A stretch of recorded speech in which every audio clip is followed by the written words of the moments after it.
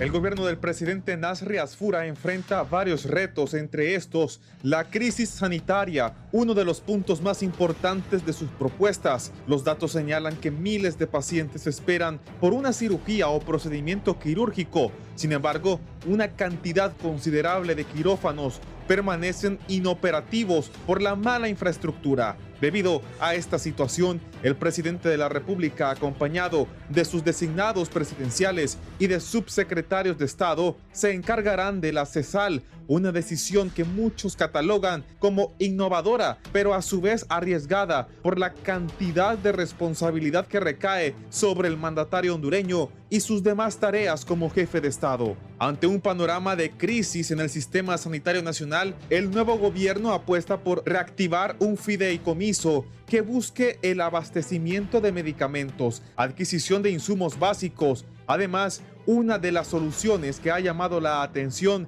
de muchos es la propuesta de utilizar los quirófanos de los hospitales privados para tratar de reducir la mora quirúrgica. No obstante, si bien los médicos coinciden que la idea es acertada debido a la emergencia que existe en el país, la misma debe ser formulada para evitar abusos en los cobros por parte de los centros asistenciales privados. Expertos mencionan que es necesaria una reforma estructural del sistema de salud para garantizar sostenibilidad a largo plazo. También serán urgentes inversiones en infraestructura hospitalaria y formación de personal médico. Otro tema que mantiene expectantes a muchos es la política exterior que tome el país. Dirigentes nacionalistas, previo a la asunción presidencial, manifestaron que Honduras se acercaría aún más al bloque que defiende la democracia, es decir, a su criterio, Estados Unidos, Israel, e incluso anunciaron que retomarían relaciones con Taiwán,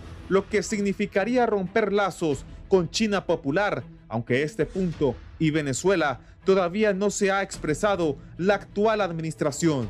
A esto se suma la sincronía entre el Congreso Nacional y el Poder Ejecutivo, y aunque el presidente Asfura pidió a los diputados ayudarlo con las leyes que él necesite para su gestión, esto podría estar condicionado a si el Partido Nacional cumple con dejar que las demás bancadas presenten sus mociones y se les da trámite. Además, que el oficialismo respalde las iniciativas de los otros partidos, advierten varios analistas. La nueva administración enfrenta un panorama complejo: transformar un sistema de salud debilitado, redefinir la política exterior con su enfoque más pro-occidental y consolidar una agenda legislativa ambiciosa, señalan sectores, pero recuerdan que todo esto pasará por los consensos que haga el gobierno de Asfura, puesto que no son mayoría, además de cuidar el acuerdo con el Partido Liberal.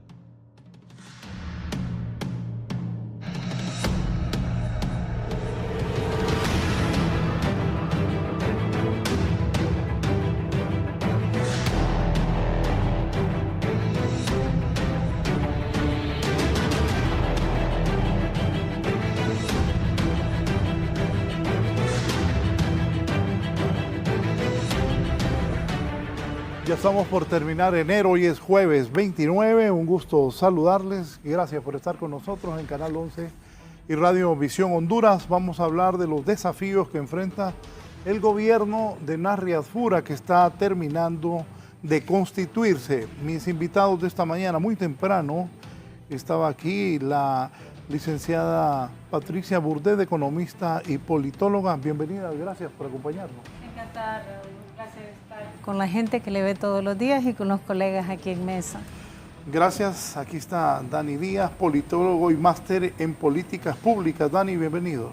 Muchas gracias. Un placer estar aquí con este distinguido panel y saludar a su audiencia. El doctor y académico, maestro, doctor Manuel Sierra. Doctor, gracias por venir. Muy buenos días a toda la teleaudiencia. Es un placer contribuir al abordaje de todos estos problemas complejos del país, especialmente en el campo de salud. Uno que debutó aquí conmigo, don Germán Leicelar, abogado, bienvenido. Gracias, Raúl. Como siempre es un placer, muchas gracias. Doctor Manuel, Dani, doctora politóloga y amiga, mucho gusto compartir este espacio y mi frase de siempre, esperamos poder dar una opinión positiva y que ilustre un poco a la ciudadanía, que es lo que necesitamos en nuestro país. Licenciada Patricia, ¿cómo ve la conformación del gobierno? ¿Cómo visualiza a las personas que están ostentando los cargos más altos y también viceministerios, direcciones? ¿Qué piensa? En términos de la historia y lo que ha marcado el Partido Nacional en el gobierno, creo que este es un gobierno, de acuerdo a su estructura, que se asemeja mucho al de Maduro. Un gobierno tecnócrata, mucha gente con absolutamente comprobada meritocracia y pues esperando que tengan idoneidad. Me refiero a que la meritocracia implica tener la formación, la titulación para los cargos que se buscan, por ejemplo, una doctora en educación en el Ministerio de Educación, un experto en finanzas en la Secretaría de Finanzas. Ya la idoneidad va a estar marcada por cómo enfrentan la crisis y eso es lo que estaría por verse. Sí llama la atención algunos temas en la colocación de expertos, como es el caso de la Secretaría de Salud. Y justamente escuchando las palabras de algunos representantes ya en el gobierno, es que están buscando con pinzas y que es uno de los temas más complejos a tratar en general, diría eso, estimado Raúl. Sí, dígame, doctor Sierra, dice el presidente Asfura que él va a asumir ahora inicialmente, ayer presentaron 2 viceministros, esa Secretaría de Salud, ojo, yo recuerdo, yo tengo una gran amistad con algunos amigos de la radio y dirigí HRN muchos años. Todas las mañanas oía yo. Iban a todos los hospitales a preguntar si había medicina. Y entonces la gente, no, que no había medicina. Una vez le dije yo al del gobierno de doña Xiomara, ¿han escuchado la radio en la mañana? Pongan atención. Todos los días escucho que la gente dice que no hay medicina en este hospital, en el otro. ¿Qué piensa de lo que está hablando en el sector salud? Bien, creo que es un modelo interesante. O sea, lo que sí no cabe duda es que para esta administración salud es una prioridad. Y para mí el hecho de que el señor presidente esté al frente refleja mucho de su pensamiento. Me preocupan algunos aspectos. Por ejemplo, en la administración pasada, por primera vez tuvimos, creo que fueron 52 diputados médicos, justo que veníamos de la pandemia. Yo hablé precisamente con Johanna Bermúdez, por ejemplo, que nos conocemos, con Umaña, y les dije, espero tener resultados positivos de esta administración del Congreso, cambios legales urgentes que necesita el Seguro Social, el Sistema Nacional de Protección Social, la reorganización administrativa del Modelo Nacional de Salud, y lamentablemente nada ocurrió, o sea, con ese número de diputados médicos en el Congreso. Pero en estos momentos que el presidente asume la conducción, creo que es una oportunidad de oro para darle una reorganización. Es decir, porque no, o sea, la mora quirúrgica solo es la punta del iceberg. O sea, hay muchos problemas estructurales, legales, el modelo nacional de salud, un sistema nacional de salud que necesita el país, que necesitan una mano fuerte, una mano administrativa, un apoyo legal desde el Congreso, y creo que puede ser una oportunidad positiva para el país. Sí, Dani, ¿usted qué piensa? Bueno, pienso que hay que dividirlo. Bueno, yo no soy un experto en salud, entonces lo primero que quiero decir, me alegra mucho que el doctor esté aquí presente. Entonces, desde el punto de vista de las políticas públicas, hay que dividir esos temas en los temas que son técnicos, logísticos, y luego en los temas que son gerenciales, porque muchos de los problemas se pueden modelar como problemas de que hay que optimizar ciertos recursos. Veo muy positivo la priorización del tema de salud por parte del gobierno. Creo que hay modelos interesantes y creo que hay que buscar evidencia también internacional sobre qué ha funcionado en otros países, qué no ha funcionado, y tener siempre esa visión un poco técnica sobre lo que está ocurriendo. Y también el tema de la transparencia, porque muchas de las propuestas me parecen súper interesantes, pero me preocupa también un poco cómo garantizamos la transparencia, prevenimos la corrupción.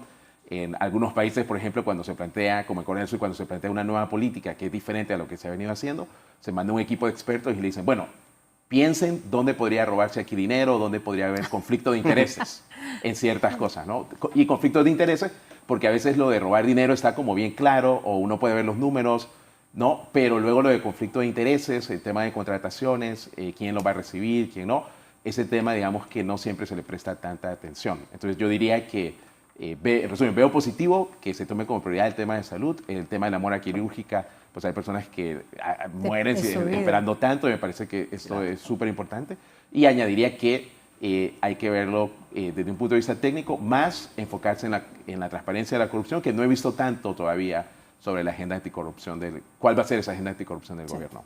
Abogado Leiselar. Bien, pues sumando a todo lo que ya dijeron mis distinguidos compañeros de panel el día de hoy, creo que el tema de tener un gobierno tecnócrata es sumamente importante porque efectivamente tenemos un expertise, tenemos una cantidad de personas que van a tener una claridad de cuál es el esquema. Ahora, el reto más importante es convertir toda esa doctrina y planes en una realidad. Entonces, ¿quiénes van a ejecutar todos esos planes? Es sumamente importante. Y, como decía el doctor Sierra, no es un tema, la mora quirúrgica es, como dijo él, solo la punta del iceberg. Yo puedo meter aquí la mora judicial, que es una cosa terrible también y que tiene efectos totalmente nocivos en el país.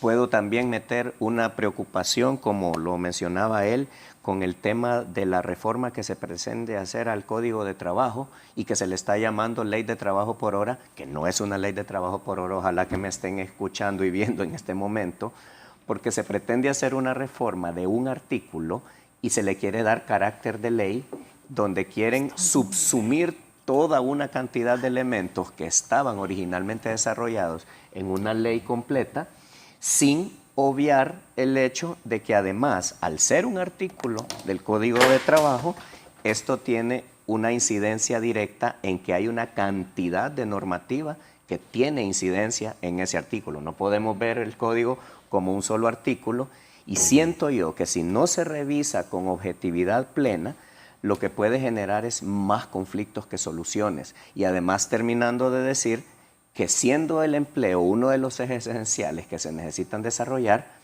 el trabajo por hora no debe ser la solución al desempleo. Debe ser una cosa transitoria que puede presentar algún tipo de generalidades si se tiene un plan de desarrollo de empleo pleno.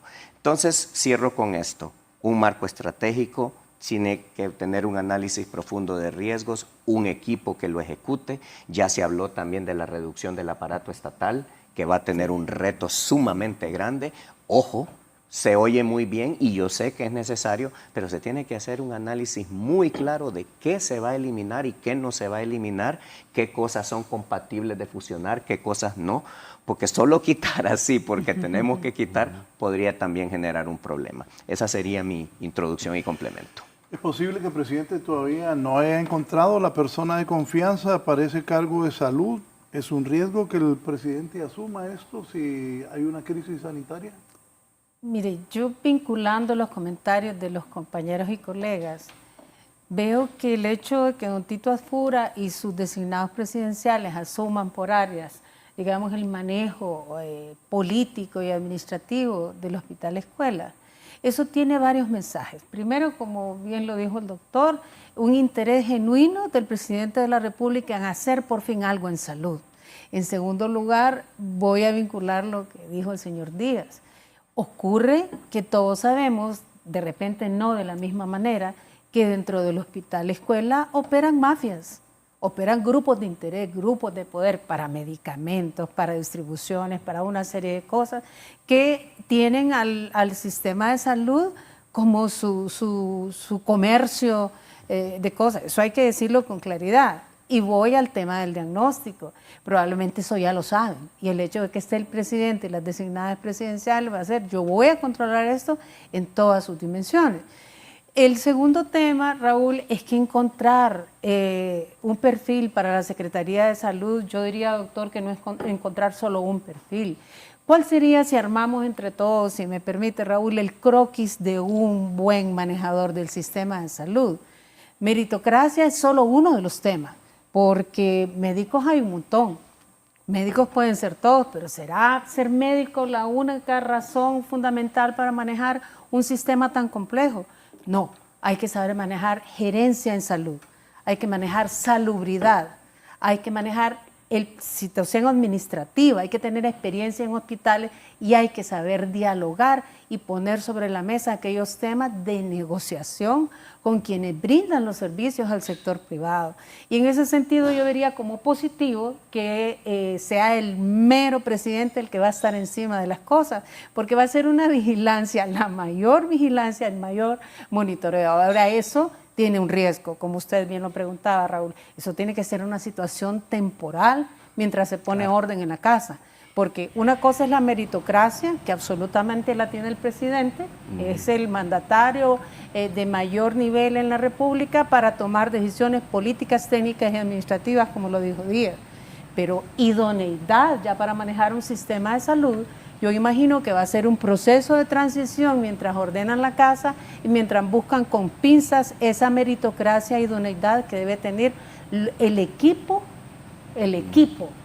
doctor, el equipo que va a manejar las cosas. Meritocracia es una cosa, es formación, gerencia en salud, salubridad e idoneidad de haber manejado hospitales, conocer el sistema de salud, tener una trayectoria limpia y tener calificaciones que le digan, esta persona, además de que es médico, tiene todos estos otros componentes y tendría todos estos, y este equipo se necesitaría para que lo hicieran. Y un último comentario de cierre, Raúl, con lo que decía el abogado Leitzelar. A ver, cuando vemos estos problemas tan complejos que nos ha dejado este problema estructural de no atender bien salud, de no atender bien empleo, yo le diría que no podemos seguir pensando que un abogado va a resolver los problemas de empleo, que no podemos seguir pensando que 2 médicos van a resolver los problemas de salud. Aquí se necesita concurrencia legal y concurrencia profesional. Es como en el Instituto de Conservación Forestal, usted ocupa economistas, claro, ocupa politólogos, ocupa abogados. Entonces pienso que las cosas deben verse también con esa concurrencia y ese pluralismo profesional que tenga varios enfoques para tener buenos aportes. Gracias. Doctor Manuel Sierra, sobre esto, reactivar el fideicomiso para medicamentos va a garantizar eficiencia, transparencia. ¿Se podrían cometer los errores del pasado? Bueno, de hecho, recuerdo, digamos, al primer ministro de Salud que tuvo la administración pasada, que advirtió, o sea, no eliminen el fideicomiso de la Secretaría de Salud, es el único que está funcionando. O sea, porque de nuevo, había toda una trayectoria, años de experiencia. El problema muchas veces en el Estado es lo que nosotros llamamos el flujo de caja. O sea, que es no garantizar un desembolso periódico, permanente, para los gastos corrientes del Estado. Entonces, lo que hacía este fideicomiso es que hacía préstamos puente de tal manera que siempre se garantizaba que hubiesen los fondos suficientes para las licitaciones. El otro asunto es las cantidades significativas de dinero que se manejan, el problema y la vulnerabilidad del país con la fragilidad institucional, los altos índices de corrupción. O sea, entonces el sacar ese mecanismo de licitación, despolitizarlo y volverlo más técnico, aseguraba una compra adecuada, una compra oportuna de medicamentos, insumos, o sea, todo lo que necesitaba el Estado. Otro de los problemas que miro yo también, especialmente en el almacén central, ¿va?, es que por alguna razón que todavía no entiendo, usted puede ir a la colonia y le puede preguntar cuántas cajas de tomate hay hasta el día de hoy. Claro. Y la colonia le puede dar una lista de los tomates que se vendieron el día de ayer en las últimas 24 horas, cuánto es la existencia y cuánto es el próximo pedido. O sea, no entiendo por qué la Secretaría de Salud no puede tener un inventario en tiempo real. O sea, ya con toda la tecnología es sumamente fácil. Yo me muevo mucho como catedrático en UNITEC en el aspecto tecnológico. Eso es algo muy fácil de hacer. Y yo sé que el señor presidente como empresario, para él estas son cosas de todos los días. Entonces, sí creo que el fideicomiso en buenas manos, y de nuevo, en buenas manos, ¿eh? O sea, porque ese es siempre mi axioma principal, ¿va? La gente correcta en los puestos correctos, las decisiones correctas en las organizaciones que tengan la competencia, la transparencia y la disposición de contribuir a resolver los problemas del país. Dani, ¿esos fideicomisos? Bueno, yo creo que tomando un paso atrás, digamos que cuando hay un problema social y el Estado no sabe cómo resolverlo porque le falta la experticia, porque no puede proveer ese servicio, porque no hay competencia o porque la competencia es desleal, entonces se puede plantear, ok, ¿cómo hacemos alianzas con el sector privado, ya sea para que produzca eso que necesitamos, lo produzca a corto plazo de ser necesario, o para que administre algo que de repente el Estado no tiene esa capacidad, pero bajo criterios muy técnicos y un monitoreo bastante recurrente, estricto y transparente, que todos podamos ver cómo se está haciendo. Entonces concuerdo con el doctor, que es quien maneja este tema a cabalidad, y yo diría que el tema de inventarios es sumamente importante y hay toda una ciencia detrás de cómo se manejan inventarios, de cómo se manejan, bueno, está un campo de las políticas públicas, la teoría de colas, cómo se manejan como los flujos de pacientes o los flujos de cualquier sistema en el que se tiene que atender X cantidad de personas. Entonces, todo eso se puede optimizar y lo que menciona la licenciada Patricia en cuanto a poder ver de una manera pues, más técnica, me parece que también hay que modelar todo este tipo de decisiones, ver cuáles son esos parámetros, pero luego también separarlo de lo otro que va a ser eminentemente político. Hay un montón de actores, hay un montón de negociaciones que se tienen que dar y entonces puede ser que convenga separar, como digamos, el manejo de los inventarios, verlo de una parte más técnica, darle monitoreo y luego esas negociaciones que son eminentemente pues, políticas y sabemos que en Honduras hay una trayectoria, y no lo digo solo de los últimos 4 años, Lic Raúl, sino que lo digo en los últimos 20 años. O sea, Honduras, bueno, no hemos llegado a donde estamos en 4 años. O sea, eso ha sido un proceso acumulativo, degenerativo, estructural, que también hay que verlo de esa manera. Entonces, creo que hay que darle el beneficio de la duda, ver cómo se estructura esa propuesta y luego ver si es lo que más nos conviene, evaluarlo, tener un criterio de evaluación a corto plazo y ver si nos está funcionando o no está funcionando. Y cierro con que también hay que negociar el precio de las medicinas, porque otros países, bueno, incluso en Estados Unidos, una de las cosas que hizo el presidente Biden al final de su administración y que también de las pocas cosas en que concordó con el presidente Trump fue negociar con las casas farmacéuticas precios sobre cuadros básicos. Entonces, ¿por qué en Honduras tenemos que pagar ciertos medicamentos como $200 al mes cuando en Argentina, en México, en Colombia se paga solo $5 por ese mismo medicamento?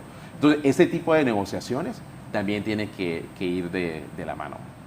Gracias. Germán, yo me acuerdo cuando la ministra de Finanzas del gobierno anterior, la abogada Rixi Moncada, que luego se convirtió en candidata, antes ministra de Defensa también, salió y dio un listado de que los fideicomisos eran malos para el país, que eso afectaba. Yo sí me preocupé un poco por ese fideicomiso de salud, porque alguien me explicaba del Banco de Occidente que eso iba a tardar mucho y el llegar de las medicinas iba a ser bien atrasado. Germán, ¿qué piensas? Sí, bueno, mira, yo agregaría la palabra satanización. Sí.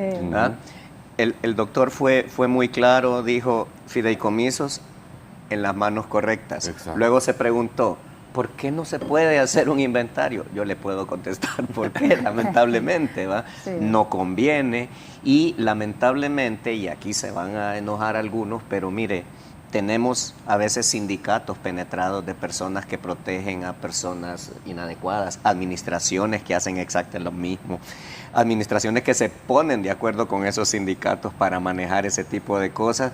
Y no lo digo por los sindicatos en general, algunos sindicatos, porque queremos claros en algo. Nada es específicamente bueno o malo. Será malo de acuerdo a cómo se maneje, si las personas son las malas, no los sistemas ni los conceptos, ¿verdad? Fideicomiso le suena malo a la gente porque le han metido en la cabeza, y el fideicomiso, ¿saben lo que es? Es un contrato. Es un contrato más de administración que se hace a través de un banco donde hay reglas sumamente caras y se maneja bien. Se maneja bien y se acabó, no hay ningún inconveniente. Pero ya la palabra suena mala. El compañero Dani aquí... Lo satanizó la administración anterior. Yo creo que lo han satanizado muchas personas. Muchas personas, no solo la administración anterior, porque iba a esto. El compañero Dani habló de los últimos 20 años, pero dijo eso solo porque es más joven que nosotros, porque yo no creo que sean solo los últimos 20 años. Yo creo que podemos llevar ese acumulado a 20 años, a 40 y posiblemente más tiempo atrás, porque dolorosamente ese ha sido el manejar de las cosas. Si vemos, habíamos hablado de un marco estratégico, de administración de riesgos, de administración de crisis, y eso ¿a qué debe llevarse? A una serie de grandes ejes que son, por ejemplo, la seguridad social. ¿Por qué digo seguridad social? Porque lo tenemos que aclarar a la gente que la han confundido. La seguridad social no es el hospital del seguro social. La seguridad social es que usted tenga espacios de esparcimiento, espacios de educación, que tenga acceso a vivienda, que tenga una zona donde usted pueda caminar en un parque, que tenga un trabajo digno, que ese trabajo le dé un salario que le permita adquirir los bienes que tiene. O sea, la seguridad social es un concepto muy amplio que abarca un montón de cosas, y el ser humano que tiene seguridad social es un ser humano pleno. Es un ser humano que tiene dignidad humana y que se siente bien consigo mismo porque funciona como parte de una sociedad, ¿correcto? Bien, ese es el primer escenario. El siguiente escenario sería ya la seguridad física, ¿va? Porque tenemos una serie de eventos y situaciones como lo que es el crimen organizado, lo que es la actividad del narcotráfico, las maras y pandillas, la gente que está manejando temas de extorsión, etcétera, que todo eso incide en que no tengamos seguridad social y que no tengamos la posibilidad de desarrollar emprendimientos de manera adecuada, etcétera, de cosas. Y luego viene el punto fundamental. Hablábamos de meritocracia, hablábamos de debida administración, pero nos falta una palabra, que es formación. La formación que tiene la gente, más allá de lo que es meramente educativo, es fundamental. Porque el otro día discutíamos, porque se hablaba de que si Nasria Fura es bachiller, y se decía que Xiomara Castro era bachiller, y dicen, ¿por qué volvimos a elegir un bachiller? El problema no es que sea bachiller o sea doctor. El problema es que hay personas que pueden tener una formación tan excelente que más allá de su educación formal pueden tener una visión, un criterio adecuado de las cosas, como podemos tener personas que tienen doctorado y que son terriblemente insanos porque lo que tienen es una cantidad de herramientas para hacer un montón de sandeces que una persona con formación no haría aunque no tenga educación formal. ¿Me explico? Entonces yo creo que hay que poner un balance de todas esas cosas, y más que criticar esas cosas es dar el apoyo y que logremos que esa formación flotante, que puede ser un poco escasa, pero que yo creo que sigue ahí en algunas personas, sea la brújula que nos lleve adelante en un montón de determinaciones. Sí, sobre eso de los fideicomisos y lo que decía la abogada Richie Moncada, que fueron fatales para el país. Mire, muchos nos pronunciamos técnica y digamos políticamente, digo, como ciencia política, sobre el tema de no tocar al fideicomiso en salud mientras no se tuviese una mejor alternativa. Vamos a pegar algunas cosas. Si el fideicomiso funcionaba, lo que no esperábamos era que fuese eterno, sino que fuese un paso a que la administración del hospital lograra, como dice Dani, este tema de tener un mercado seguro y una producción segura de medicamentos en el país. Pero nos vinimos acomodando a que el fideicomiso funcionaba, entonces prácticamente se encargaba del mercado, ¿no? Y no incentivamos el tema de la producción de medicamentos y esas buenas negociaciones con las droguerías y el sector privado que están muy adelantadas en Costa Rica y en el resto de Sudamérica. Entonces, eso en primera instancia. Si vamos a tener un fideicomiso, hay que revisar lo que falló en la anterior, ver por cuánto tiempo va a ser hasta que se generan las condiciones de administración. Ahí va a pasar un largo rato, porque ya he escuchado a altos funcionarios ahora reconocer que la ley de administración pública está parchada. Ya esa ley hay que revisarla con profundidad, hay que revisar la ley de contratación del Estado, hay que revisar muy claramente todos esos procesos de licitación, que esos son los agujeros y recovecos por donde la mafiocracia hace su mercado propio. Entonces, el fideicomiso como tal, y comparto con Germán, no es una mala palabra, es un mecanismo económico y financiero para manejar con mayor eficiencia, en tanto hago una reforma de leyes que sean la cuna de que nuevamente la Secretaría de Salud pueda manejar esto, y vinculado a lo que decía el doctor. Hombre, estamos en la era de la tecnología. Usted pasa por el supermercado un producto e inmediatamente se le va a contabilidad, inmediatamente se le va a inventario, e inmediatamente a la parte financiera para ver cómo va el flujo de disminución de las cuentas que usted tiene ahí activadas. Si eso lo va a desarrollar el fideicomiso y no la Secretaría de Salud, eso estaría mal. Ahora, si eso lo va a desarrollar el fideicomiso mientras se genera una base tecnológica que abone a la transparencia, a la celeridad del manejo, a la oportunidad del manejo, yo lo aplaudo. Y otra cosa, lo último que yo le agregaría al tema del fideicomiso es que en esta administración debería comprenderse también que es un aspecto transitorio mientras se maneja lo administrativo y se crean las condiciones, pero que también debe tener, doctor, y eso lo pongo en sus manos ahora, una junta administrativa de revisión que vaya viendo la pertinencia, porque si usted hace un sistema de fideicomiso muy socado, que porque esté en un contrato, Germán, no puede modificar ciertas cosas, la demanda de medicamentos y el flujo de insumos y de recursos va cambiando cuando los 14,000 cirugías que están pendientes se vayan evacuando, probablemente van a ir saliendo otras cosas. Entonces tiene que tener cierta flexibilidad, doctor. Sí, dice don Omar García, un fideicomiso bancario es un contrato legal y financiero donde una persona o empresa fideicomitente transfiere la titularidad de bienes o dinero a un banco fiduciario para que lo administren en beneficio propio de terceros. Fideicomisarios con un fin específico ofrecen protección patrimonial al crear un patrimonio autónomo separado de los activos del banco y del cliente. Quiero leerle este otro porque lo considero... Pero ahí hay un agregado que hacer. Sí. A ver, esa es la definición propia de la legal. La legal como Así mecanismo financiero y económico, y estoy de acuerdo. Así es. Pero aquí le estamos poniendo encima, y existe esa flexibilidad para hacerlo, que es un mecanismo que responde a los términos de referencia y la titularidad nunca se pierde.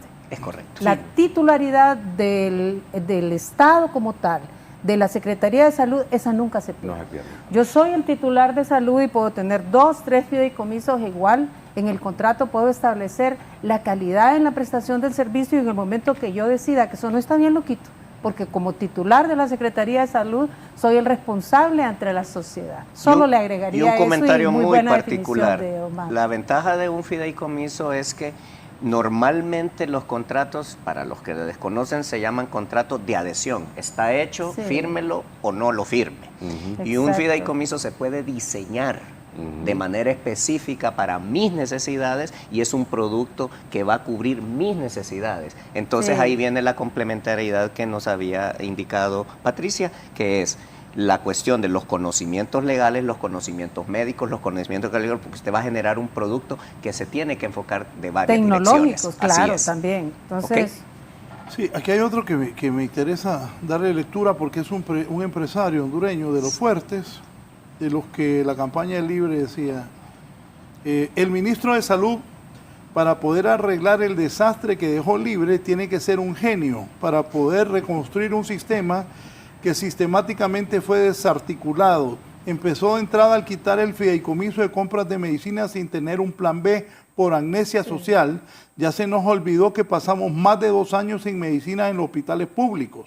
Lo primero que tiene que hacer el presidente Afura no ponerse él como ministro. Lo primero es buscar directores cada hospital público que siga una política definida de lo que el nuevo gobierno quiere hacer. Ese equipo de directores puede hacer los cambios coordinados y generar para todos los hospitales y de ahí partir. El que más sabe del nuevo gobierno de salud es el diputado Cosenza, que fue viceministro en pandemia y tomó decisiones importantes. Tienen que arreglar lo que tenemos por ahora, olvidarse de los hospitales móviles de Jo y los hospitales semiconstruidos que dejó Xiomara. Después los pueden ver, pero lo primero es solucionar hospital por hospital con buen equipo de directores. Doctor. De acuerdo con esa visión. O sea, voy a rescatar lo que dijo este señor empresario y también lo de Patricia. Ella ha hecho mucho énfasis en equipos. Miren, salud es un problema complejo. O sea, y salud se desarrolla dentro de un marco que los especialistas en salud pública conocemos como los determinantes sociales de la salud. O sea, yo tenía una presentación, tal vez al final voy a presentar algunas cosas sobre el plan que yo creo que se debería de hacer para el abordaje de la mora quirúrgica.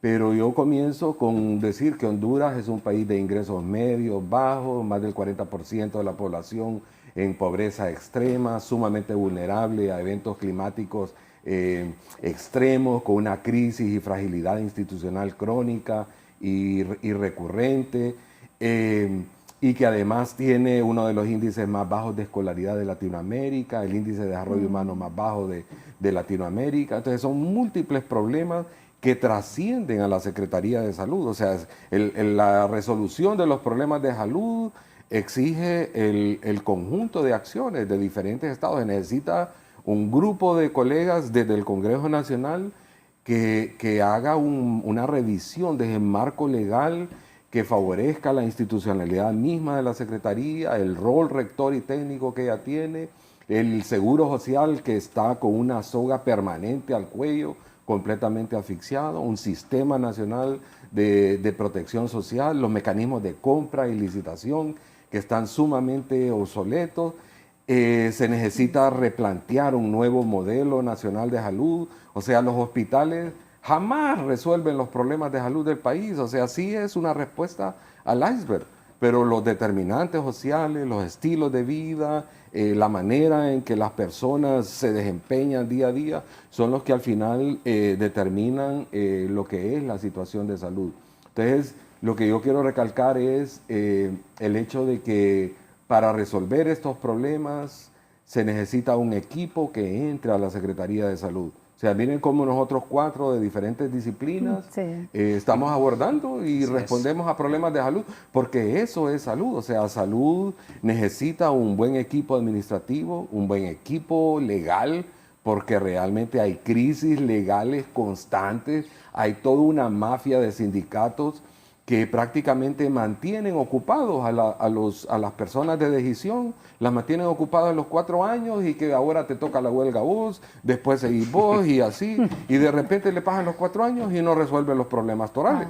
Entonces necesita un equipo administrativo, un equipo legal que sea importante, se necesitan viceministros en cada una de las áreas que les compete y les corresponde. Hay regiones sanitarias, cada una de esas 20 regiones sanitarias son mini secretarías de salud. Entonces se necesita ahí al frente cada una de ellas.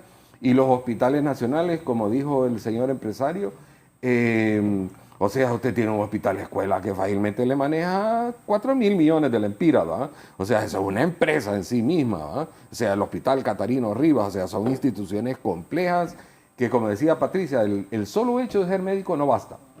No basta. O sea, el país necesita urgentemente de buenos administradores, de buenos gerentes, de gente que tenga esa visión panorámica de la salud pública, pero además que sepa negociar y poder articular con la Secretaría de Finanzas, que es sumamente importante, el Congreso Nacional, que es sumamente importante, seguridad alimentaria y nutricional, que es un problema grave en el país, necesita articular con el SAC, con la Secretaría de Agricultura. Yo acabo de terminar el año pasado, por ejemplo, una investigación con UNITEC y con Visión Mundial sobre prevalencia de consumo de tabaquismo, vapeo, cocaína y todo un montón de drogas. O sea, los resultados son, espeluznantes. O sea, en las escuelas públicas del país, la prevalencia de consumo de todas esas drogas, la vulnerabilidad de nuestra población, el expendio de las drogas dentro de las escuelas y alrededor de las escuelas.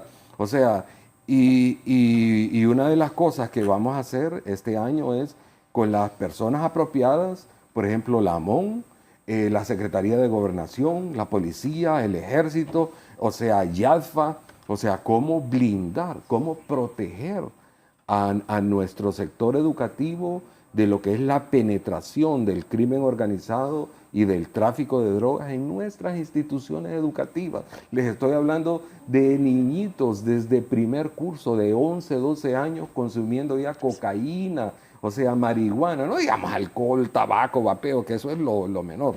Entonces el país necesita urgentemente de equipos que aborden la complejidad de los problemas. La presentación la tenemos. Sí, claro. Diga. Claro. Mientras la ponen, tal vez complemento que por favor, lo que usted está planteando es todo el ecosistema que habría que ver y no se puede responsabilizar solo a salud. Pero entonces esa conflagración de actores y de valores implica un trabajo paralelo. O sea, la curva de aprendizaje, Raúl, y eso hay que decirlo, la curva de aprendizaje del Partido Nacional es la menor en el país, porque son tecnócratas. Pone gente entonces lo que les cuesta a ellos aprender es muy poco en comparación con otros gobiernos, con el gobierno anterior, por ejemplo, que no tuvo gente especialista en los puestos. Entonces, lo que usted está tocando, espérate un momento, espérate. Sí, marca todo este tema de economía en salud, de salud y la correlación y la concurrencia administrativa, legal y técnica para decisiones políticas. Entonces, yo me imagino que don Tito Asfura quiere controlar esas mafiocracias, quiere ver dónde están los verdaderos problemas de la Secretaría de Salud para poder orientar a quienes deban tomarlo. Como les digo, eso debe ser en un corto plazo, doctor, mientras se conforman estos equipos que usted y yo Y si me permite un pequeño comentario y lo subo al comentario de este lado. Usted habló de algo muy importante, empresa. Sí. Usualmente se tiene la visión, es que es el Estado, es que es una ONG. Son empresas y tienen que ser administradas como tales. ¿Cuál es la diferencia esencial? Y tal vez es una explicación muy simplista, pero que así es. Cuando usted es dueño de una empresa, usted la administra bien porque de eso vive. Y entre más produzca, más dinero tiene. Lo mismo tiene que hacer el Estado, lo mismo tiene que hacer un hospital, lo mismo tiene que hacer una ONG. Pero evaluándolo, Germán. Claro. Evaluando a cada paso si se está haciendo bien. Y con una diferencia. Claro. Si la administra bien, todo ese dinero que se administra bien no va a su bolsa, sino que va al fin para el cual ha sido creado. Esa es la única diferencia administrativa. No sé si lo complementa por su formación. No, creo que definitivamente la administración basada en evidencia, tiene que haber evidencia, y creo que algo en este proceso de la gerencia basada en evidencia que mi ex profesora Denise Rousseau ha estudiado muchísimo, algo que a veces se falla es la información que viene de los actores clave. Correcto. Que viene del diálogo, que viene de realmente escuchar. Entonces lo que nos está manifestando aquí el doctor es importantísimo. Bueno, yo aprendí inglés trabajando en brigadas médicas, yo soy de Monocelí y he trabajado en brigadas médicas, bueno, y ahora como voluntario con la universidad donde hice mi licenciatura, y lo que vemos son muchas enfermedades crónicas que están incrementando. O sea, ¿por qué se está dando? ¿Qué está pasando con el estilo de vida? ¿Cómo se comprende la salud de una manera más holística?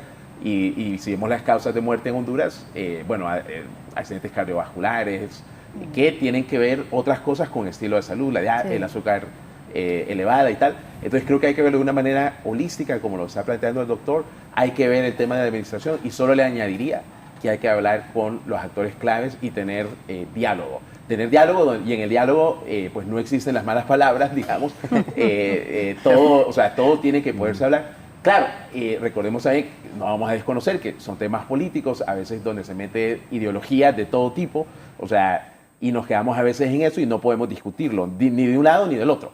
Y si hay que reunirse a puerta cerrada y que hablemos y que podamos hablar y decir todo lo que pensamos o tener un mediador que nos ayude a tener esa conversación, eso es importante, pero creo que también, o sea, ese gobierno va a durar 4 años, los problemas son estructurales. Las tasas en las Más de los 20, como más de los 20, ¿no? Definitivamente. Y por pura estadística, o sea, por pura estadística, un fenómeno cuando se empieza a mejorar y usted empieza a llegar como al 80, 90% de mejoramiento, cada año después va a mejorarlo por tasas más pequeñas, o sea, por pura estadística. Entonces, tenemos que tener una visión más grande, un acuerdo de país en cosas mínimas en las que necesitamos avanzar. Si no, cada año, pucha, vamos a estar inventando un nuevo modelo y el siguiente administración otro modelo y el otro modelo. Y al final, pues no quedamos en nada. Deben de haber cosas que perduren en el tiempo. Correcto. De acuerdo. Denme la primera pausa y venimos con la presentación del doctor.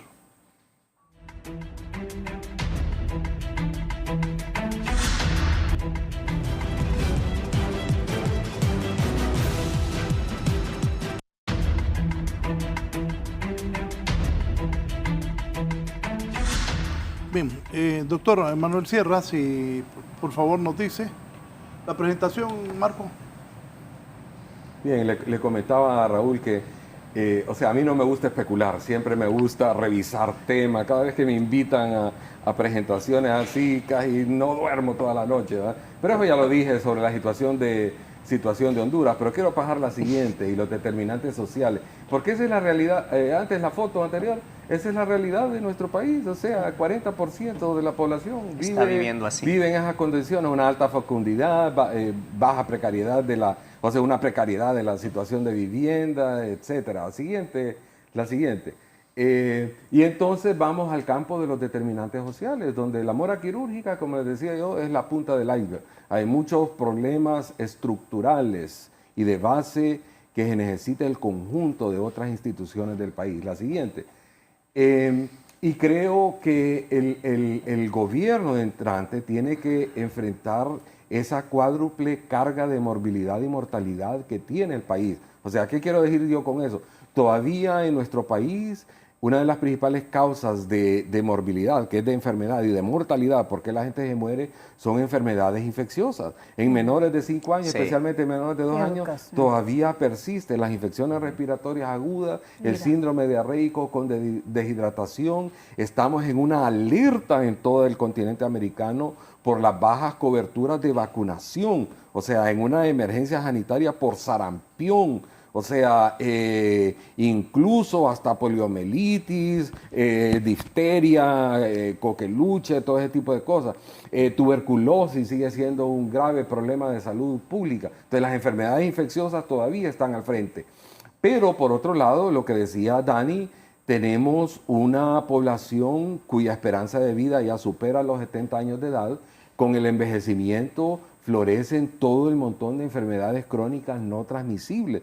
Pero digamos, uno de los principales marcadores de las enfermedades crónicas no transmisibles es el sobrepeso y la obesidad. O sea, acabo de terminar otra investigación en el sector público nacional también evaluando la situación nutricional de escolares en el sector público. O sea, apenas un 55, máximo 60% de los escolares tienen peso normal. O sea, el país se mueve con una doble carga nutricional. Por un lado, tenemos una población malnutrida, con desnutrición. Sobre todo tenemos el montón de niñitos con desnutrición crónica, que es el montón de niñitos chiquitos. Vaya a los Lencas, chiquitos, se quedaron chiquitos para la edad. Esa es desnutrición crónica. Sí. Pero, por otro lado, tenemos un 30% de obesidad y sobrepeso infantil. O sea, ya arriba de los 40 años, por lo menos un 35% de nuestra población hondureña tiene sobrepeso o obesidad. 1 de cada 10 hondureños tiene diabetes mellitus tipo 2. 25%, o sea, 1 de cada 4 tiene hipertensión arterial. Entonces hay toda una carga de enfermedades crónicas a las cuales la Secretaría de Salud todavía no tiene planes acordes para esta carga de enfermedad. Y por otro lado, lo que nosotros llamamos las lesiones de causa externa. Y en esas lesiones de causa externa, las dos mayores son las lesiones por armas cortopunzantes y armas de fuego, que irónicamente esas ya casi no llegan a los hospitales porque cada vez la población tiene mayor puntería y los mata, esos llegan a la morgue. O sea, y les digo tristemente, ¿verdad? Sí. Pero tenemos un grave problema de accidentes de tránsito, especialmente las lesiones por motocicleta. O sea, es la segunda causa de muerte. Después de la violencia por armas de fuego, es la segunda causa de muerte en nuestra población joven. Y eso, por ejemplo, consume, miren, las lesiones por motocicleta, que le digan nuestros colegas ortopedas y traumatólogos, son complejas, consumen un montón de tiempo, de horas quirúrgicas, recursos. equipos, recursos, privados. etcétera, ¿va? Sí. Y luego el cuarto grave problema, la salud mental.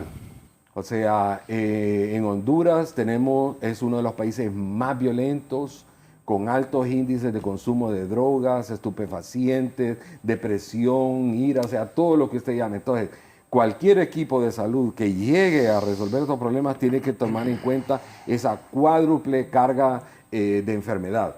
Y luego, las siguientes diapositivas, Raúl, son ya para el abordaje de los problemas de la mora quirúrgica. ¿Sigo con...? Sí, sí. Ok. Y el otro problema que creo que hay que tomar en cuenta es nuestro sistema de salud. O sea, el sistema de salud, si usted me dice cuáles son las características principales, las tengo ahí en la diapositiva. Es un sistema de salud fragmentado. Cuando le hablo de un sistema de salud, está el sector público, el sector privado, el seguro social, el hospital militar, las ONGs y, por qué no decirlo, el sistema tradicional. O sea, Honduras es un país altamente folclórico. Por lo menos el 50% de la población va a los curanderos, a los brujos, consume medicinas naturales, o sea, todo ese tipo de cosas. Eso es parte del sistema de salud, pero todo eso funciona fragmentado, segmentado, sirviendo solo a ciertos sectores de la población. Es un sistema altamente curativo, no está basado en la atención primaria de la salud, cuyo enfoque principal es la prevención y la promoción de la salud, de los estilos de vida, y como yo les suelo decir, los hospitales jamás resuelven los problemas de salud de un país. Es el modelo de atención basado en APS. Y luego el alto gasto de bolsillo. O sea, ¿qué quiere decir eso? Que aunque la atención en salud es gratis en todos los hospitales públicos, sin embargo, ¿cuáles son las farmacias más grandes? Las farmacias que están enfrente del Hospital Escuela, enfrente del Catarino Rivas, porque lo tradicional en todos nuestros hospitales y nuestros servicios de salud no hay. Compre. O sea, y usted va a ver, por ejemplo, gente hasta con teléfonos satelitales en las afueras de los hospitales. Llame a su familiar en los Estados Unidos para que le mande la remesa. O sea, y la mayor parte de eso, de la remesa familiar, se van en los gastos mínimos de sobrevivencia, que es alimentación, y el segundo en el gasto de bolsillo de medicamentos, con muy poca capacidad de ahorro. Entonces, el sistema de salud, y este es un llamado no solamente para las autoridades en salud, sino también para el mismo grupo de colegas en el Congreso Nacional, necesita una reorganización, una reestructuración, un rediseño de lo que es el modelo de prestación en nuestro país. Siguiente.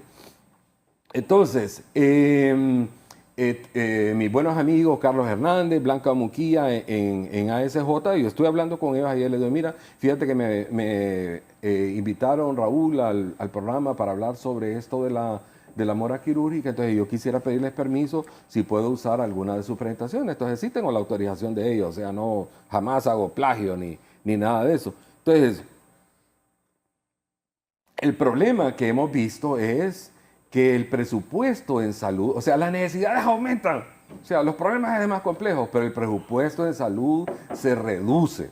O sea, al final, miren, cuando yo miro un presupuesto de país, eso plasma lo que es la visión del país. Al final esa visión se traduce en gasto.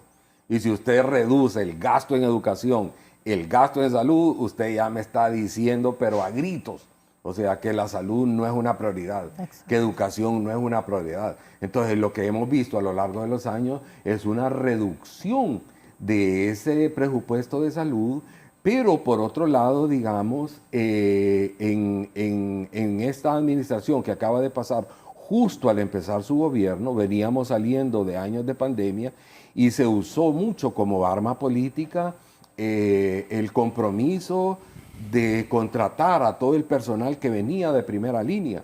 Entonces, básicamente, la Secretaría de Salud se vio forzada a contratar más de 12,000 personas de primera línea. Casi un tercio, me atrevería a decir, de ellos no estaban en primera línea, eran otra cosa. O sea... Deme un minuto. Y luego quiero que ellos comenten lo que usted está diciendo. Raúl, buenos días. El problema de los medicamentos en los hospitales tiene que ver con las farmacias de cada hospital. Los mismos empleados sacan las farmacias y las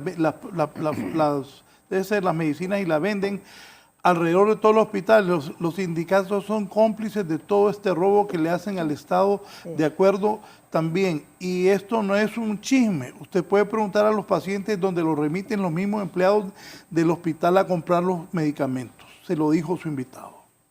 ¿Qué piensan de lo que está diciendo el doctor? Ok, mire, es totalmente cierto. Mire lo doloroso que es lo que usted acaba de mencionar y lo que tú acabas de complementar con ese mensaje. En estas farmacias tienen hasta POS directo con Estados Unidos. O sea, tienen una administración de cobros, de finanzas, de recepción hasta de la remesa directamente para cobrarle, cosa que no puede hacer el Estado. ¿Ah? Entonces la cuestión funciona. Vea por otro lado lo que sucede. Usted pide una pizza, ¿va? ¿Y cuál es la promoción? Si no le llega en 30 minutos, es gratis. ¿Ah? Ellos confían en su administración, pero la administración de la salud, como bien dijo usted, que no es una pizza, no puede funcionar de esa manera. Y eso es terrible, terrible. ¿Va?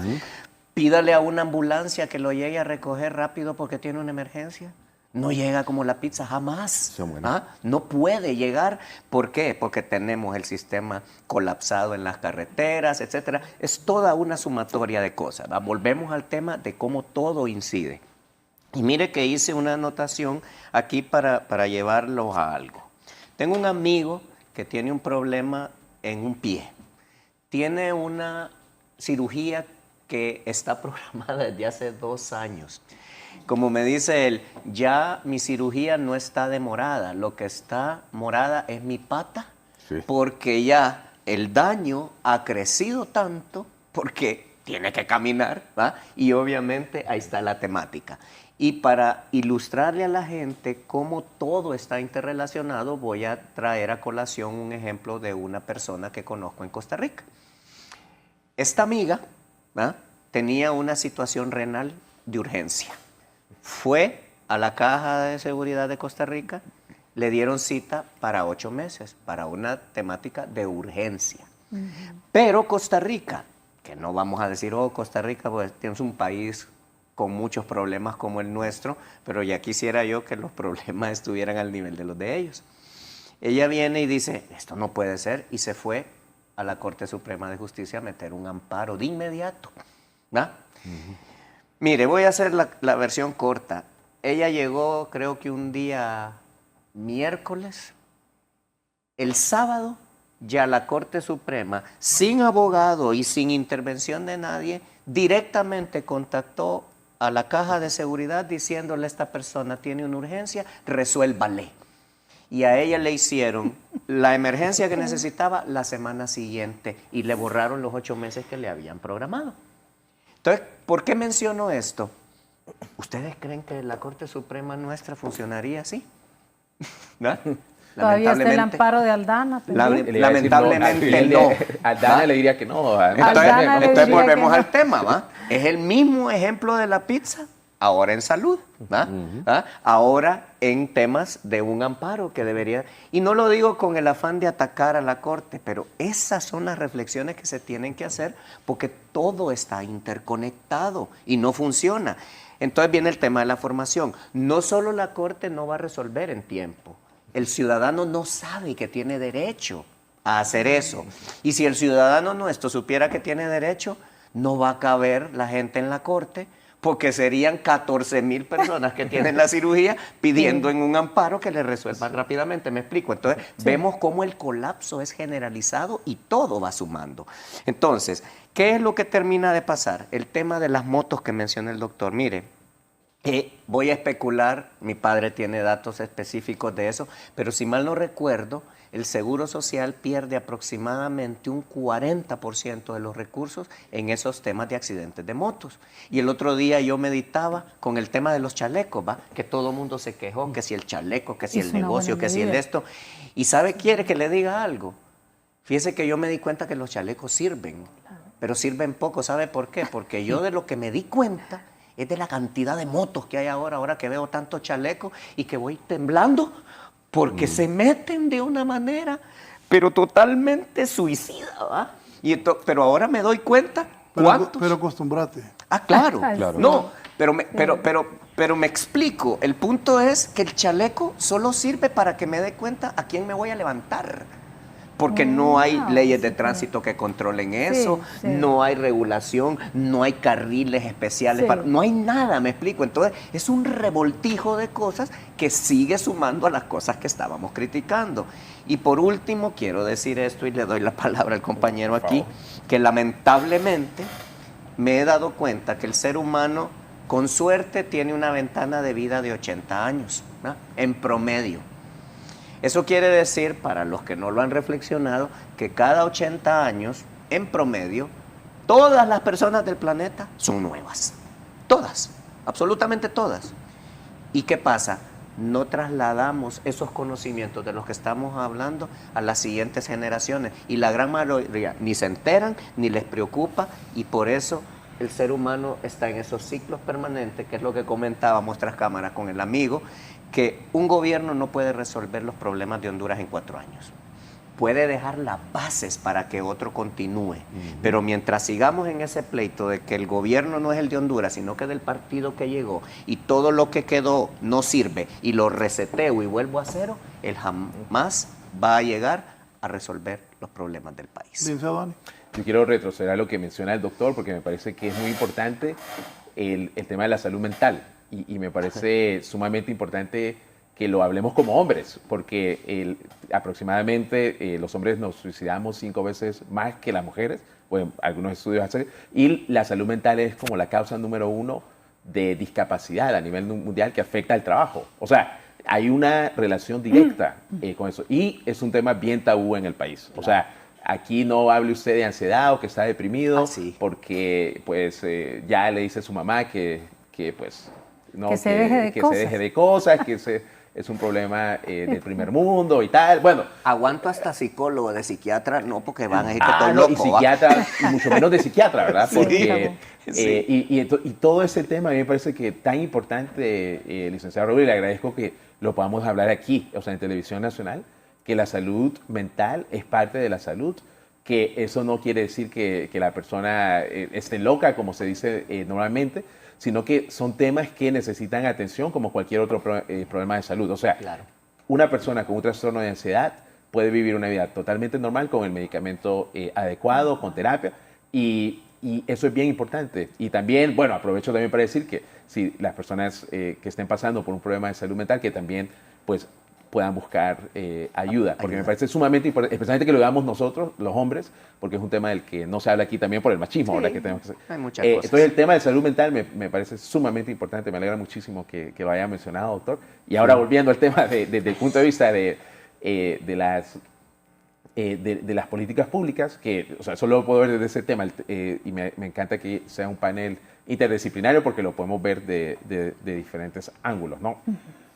Ahora, el tema de la administración, volvemos al tema de la administración, hay que administrar todo de una mejor manera y luego empezar a ver lo que mencionaba la licenciada Patricia, que, ok, el Estado tiene que mantener la titularidad de este sistema y podemos tener diferentes mecanismos de cómo llegamos a las metas que queremos alcanzar, pero no puede dejar esa titularidad y también hay que mantener esos criterios técnicos en cómo vamos a buscar la respuesta a esos problemas que estamos viendo. El tema de inseguridad alimentaria es un tema sumamente importante y el tema del tráfico es uno de los problemas desde las políticas públicas más difíciles porque tiene que ver con el comportamiento. No solo con lo que usted pide, porque yo lo puedo llevar a usted, abogado, a un taller sobre la importancia de la vida vial y tal, pero si no encuentra un mecanismo de incidir su comportamiento, es bien difícil que usted cambie. Bueno, y en políticas públicas, digamos, se está hablando de cómo puedo incidir en el comportamiento para que el cambio de comportamiento pueda incidir en la manera en que piensa la persona. Porque al revés resulta bien difícil. Claro. Y entonces necesitamos como innovaciones, pero ese es un tema que sea la segunda causa de muerte en un país, eso es gravísimo. Sí, sí. Y además lo quiero relacionar desde un punto de vista simplemente como estadístico, ¿no? Si usted necesita muchos quirófanos para tener operaciones y la capacidad está solo, digamos, al nivel que se necesita de la demanda, digamos que usted está ahí y le caen un montón de operaciones ortopédicas, inmediatamente ese sistema va a colapsar, no va a tener esa capacidad para tenerlo. Sí. Entonces, Claro. Y si aumento la capacidad del sistema, va a haber momentos en el que el sistema no, o sea, hay horas muertas, digamos, porque el sistema no está operando a capacidad, porque digamos que hay un efecto temporal de cuando se requiere más la demanda y tal. Pero desde ese punto de vista, inmediatamente en ese sistema, la gente que está en esa cola, volviendo a la teoría de la cola, esa gente que está en una cola, si se colapsa el sistema de otras demandas que son más importantes y hay que atenderlas porque son de urgencia y porque son vitales, eso va a aumentar, solo por pura estadística, va a aumentar la mora para todos los que están en ese sistema. Exactamente. Viéndolo solo como un sistema, ¿verdad? Sí. Sí. Bien sea. Gracias. A ver, voy a decir algo que puede parecer tajante y tener matices, pero estoy segura de lo que voy a decir. No es el médico y el servicio médico el que va al frente del sistema de salud para resolver los problemas de salud. Y eso no es quitarle el valor. Vivo entre médicos en mi familia. El ordenamiento es diferente. Usted tiene un marco legal, un marco administrativo y un sistema administrativo de salud. Si el sistema administrativo de salud está mal y lo que queremos resolver es que haya una farmacia afuera y no porque no hay medicinas y cómo tenemos diseñado el sistema de gestión de medicamentos, la farmacia viene siendo una solución, pero también es un problema. Si no resolvemos la contabilidad de costos para quirófanos, eso que usted está diciendo, Dani, va a pasar en las parturientas, en las que tienen cesárea, va a pasar en ortopedia, va a pasar en las apéndices. ¿Cuánto nos cuesta una operación de apéndice? ¿Cuál es el flujo de las operaciones de apéndice? Eso lo ve el sistema administrativo. El médico va, ocupa sus insumos, ocupa sus cosas para operar.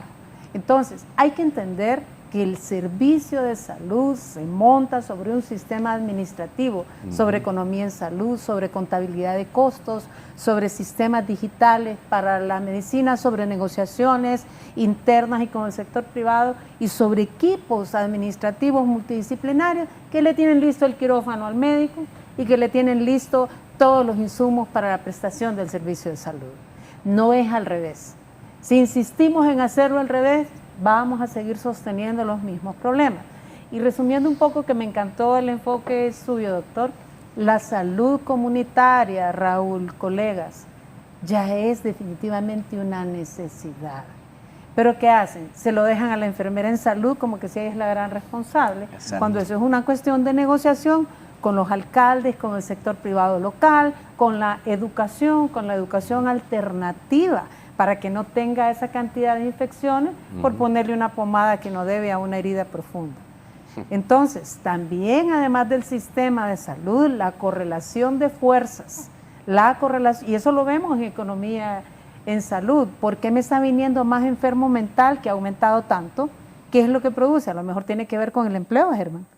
Que las personas no tienen empleo. ¿Por qué se suicidan más los hombres de repente? Porque el estereotipo de manejo en un hogar es que el hombre debe ser el proveedor, cuando las mujeres, la mayoría trabajamos, ¿verdad? Entonces, esa serie de cosas van combinando una serie de problemas y cuando el médico llega a atender al paciente es cuando nos damos cuenta que no hay medicamentos, que le pusieron 30 pacientes y no va a poder atenderlos con calidad, que no tiene insumos para hacer una pequeña curación, que no hay medicamentos, etc. Entonces, subrayo, la contabilidad de costos, la prevención comunitaria y el sistema administrativo van como la base para poder prestar un buen servicio de salud, y creo que el gobierno actual seguramente se va a dar cuenta de eso. Me dice aquí el licenciado Vallecillo de San Pedro Sula, la cantidad de presupuesto no tiene que ver con el servicio que se va a prestar. Usted puede tener un gran presupuesto, pero si no es eficiente no va a ser mucho. Aquí lo importante es que con poco presupuesto sea más eficiente. Doctor. De acuerdo, o sea, yo he interactuado mucho con empresas privadas, empresarios, esa visión de efectividad y eficiencia son clave, ¿verdad? Pero también diciendo, porque el presupuesto le refleja su visión de país. Entonces, si ponemos la diapositiva que les tenía yo, o sea, el presupuesto de la Secretaría de Salud no solamente se ha disminuido, o sea, que ese es un punto principal, pero lo segundo es que casi el 63% de ese presupuesto se va en el pasivo laboral. Seguro se malgasta. O sea, en el pasivo laboral. El otro 30 y pico % se va en insumos críticos y medicamentos. Entonces apenas queda un 6 al 10%, o sea, para la parte operativa, con muy poca inversión en la renovación de la infraestructura y el equipamiento hospitalario.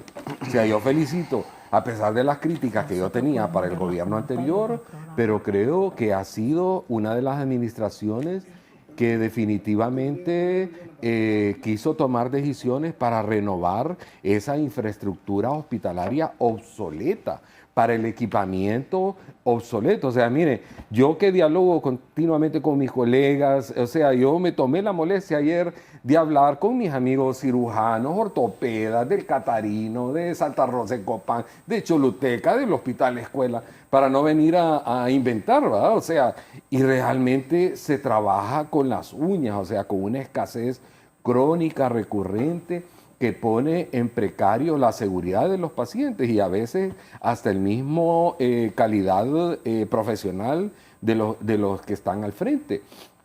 Hay una escasez tremenda de especialistas. Hace poco escuchábamos en el Seguro Social al coordinador de médicos del Seguro Social denunciando como algunas especialidades que se necesitan, pero ya renunciaron porque tenían como 3 o 4 meses que no les pagaban. Entonces es increíble tener un sistema que más bien trabaja en contra de sí mismo. Si quiere, pase la siguiente, por favor. Entonces, el presupuesto para la compra de medicamentos también se eliminó el fideicomiso. Eso se tradujo en una escasez que duró 2 años y medio. O sea, jamás se recuperó esa cosa, ¿va? Y por otro lado, esa logística y ese manejo transparente de inventarios en tiempo real, por un lado me cuesta, o sea, a veces escuchar a la señora ministra de la administración pasada, tenemos en existencia más o menos arriba del 70% en los hospitales. Y por otro lado, escucho a los que están en la guerra, en la emergencia, usted tiene que comprar el equipo para esto, tiene que comprar hasta el jabón para lavar, la sutura, etc. Entonces, ¿dónde está esa discrepancia? O sea, entre existencias en un almacén central versus la distribución logística donde realmente se necesita. Siguiente.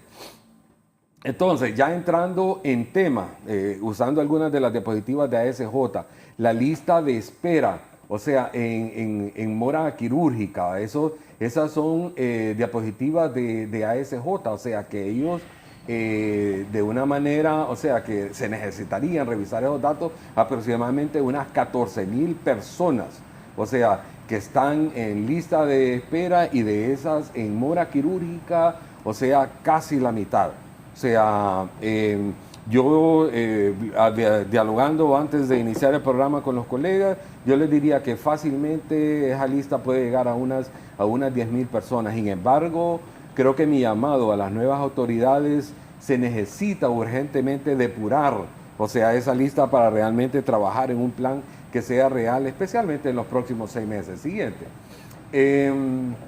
Entonces, uno de los problemas es eso, o sea, que ASJ creo que de una manera muy apropiada lo presenta, o sea, que es muchos de estos hospitales, el mismo Hospital Escuela, Catarino Rivas, que son los dos grandes principales, tienen fallas en los quirófanos. Entonces hay muchos quirófanos, o sea, imagínense esa cantidad de quirófanos que están deshabilitados, ya sea porque el techo se les está cayendo, la electricidad está fallando, o sea, cosas básicas, o sea, básicas de nuestros hospitales. O sea, recuerdo, por ejemplo, yo asesorando unos residentes de anestesia, de anestesiología, o sea, un R3 en cierta ocasión en la tarde llegó a mi oficina para que yo le asesorara y me dice, doctor, me da por lo menos unos 20 a media hora para sentarme, porque estuve toda la tarde en el quirófano, me dice,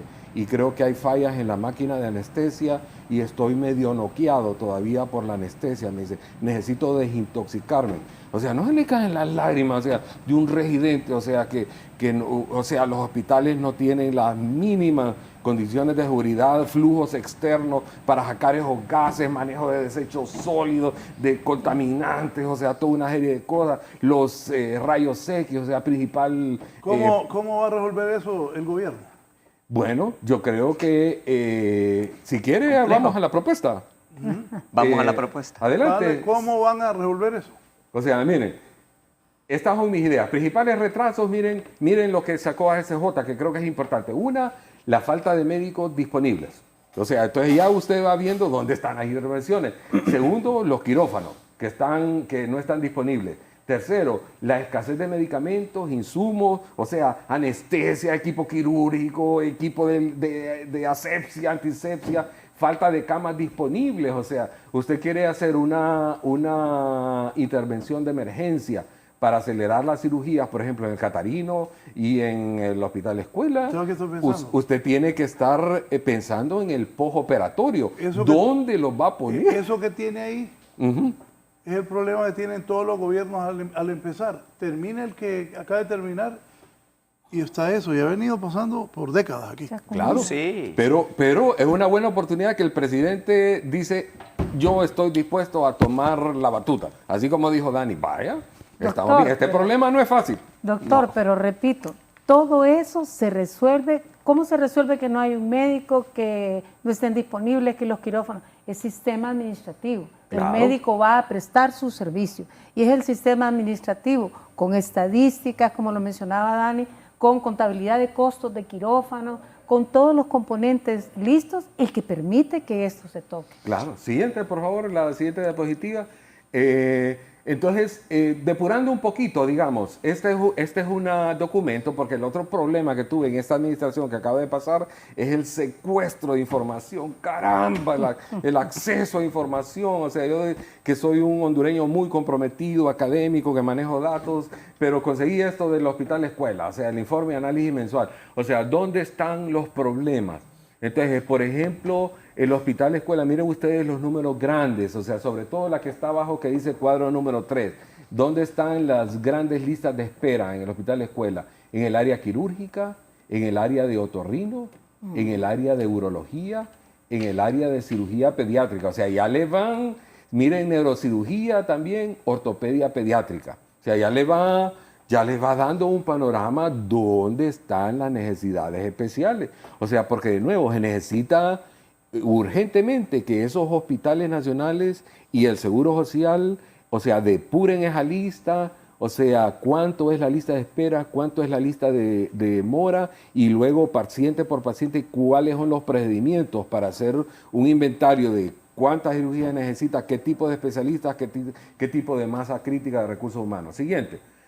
Entonces, y luego le está la lista un poquito más de algunos procedimientos, o sea, donde el Hospital Escuela identificó, por ejemplo, en el área de cirugía, por ejemplo, cirujanos vasculares, o sea, es una gran carencia, la colegistectomía, o sea, por ejemplo, ya desde hace muchos años ya se hace, o sea, con equipo mínimo invasivo, o sea, sin embargo, Menos invasivo, sí. En muchas ocasiones en los hospitales grandes, o sea, no hay esos aparatos, o sea, y son aparatos, caramba, o sea, tan fáciles de resolver. Otorrino es un área también, ¿Y por qué cirujanos bucomaxilofaciales, sobre todo. ¿Y los antecesores por qué no hicieron? Si usted dice que es fácil resolver, ¿por qué los que mandaban no lo hicieron? Es que vuelvo con Patricia, o sea, creo que el error principal es creer que una golondrina sola hace verano. O sea, y como ella lo dice muy acertadamente, no está en manos de un solo médico. Podrá ser el más brillante que sea, pero es un equipo conjuntado con el Congreso Nacional, conjuntado con finanzas, directamente conectado con la presidencia para tomar decisiones ejecutivas pragmáticas. Sí, Germán. Me permite un comentario, es que es eso, ¿verdad? Es una integración multidisciplinaria donde se tiene que ver esto desde un montón de puntos de vista que suman a toda una efectividad. Y quiero meter el tema salarial. No me fijé en la nota, no sé si usted lo puede ver, pero bajo principios universales de administración financiera, una planilla que se coma o un presupuesto que se coma más del 55% en salarios y prestaciones y esas cosas, ya es una mala administración. Ya es un problema de administración. Y estoy seguro que nosotros superamos eso por mucho. Sí. Y entonces, ¿qué es lo que pasa? Que hay una problemática compleja porque tenemos que ver con poder adquisitivo. Vaya, le voy a poner un ejemplo, que es algo que no se dice normalmente. El salario mínimo. La forma en que se aprueba el salario mínimo en el país es una cosa terrible. Y no quiero que me malentiendan. Yo sé que todo mundo necesita más dinero, pero ¿por qué necesita más dinero? Porque hay inflación, porque hay malos manejos. Si usted tiene dinero en la bolsa, que tiene el mismo poder adquisitivo, no necesita que le aumenten. Claro, si queremos crecimiento económico y todo, el aumento viene implícito. Pero ¿qué sucede? En este momento, usted aumenta el salario mínimo y va a los estatutos y se disparan de maneras complicadas. Eso implica que el que tiene el beneficio del salario mínimo jamás lo va a recibir, por una sencilla razón. El salario mínimo no solo es mínimo porque es el mínimo, sino que es el mínimo de la población el que lo recibe. Porque incluso en el sector formal de la economía, muchos no reciben el salario mínimo, muchos están arriba del salario mínimo y los que realmente necesitarían un ingreso mayor no lo van a sostener jamás porque se les aumenta y no ha terminado ni de llegarles el primer pago cuando todos los precios se fueron para arriba. Entonces se afecta toda la economía del país por un salario mínimo que no va a beneficiar ni siquiera a la población, me explico. Y ahí viene el otro componente de administración porque se va un montón de recursos en no lograr llegar a tener insumos, a pagar administradores, a tener los recursos, a tener la máquina, etcétera. Por eso volvemos al tema. Lo tiene que ver desde un punto de vista médico, desde un punto de vista administrativo, de costos de equipo, el abogado laboralista que indique los costos que esto entiende. Hay un montón de cosas que tienen que sumar, de lo contrario no va a resolver el problema. Dani. Bueno, creo que los expertos han hablado sobre el tema, no tengo mucho más que aportar. Específicamente sobre eso, pero también quiero regresar al punto del doctor, ¿no?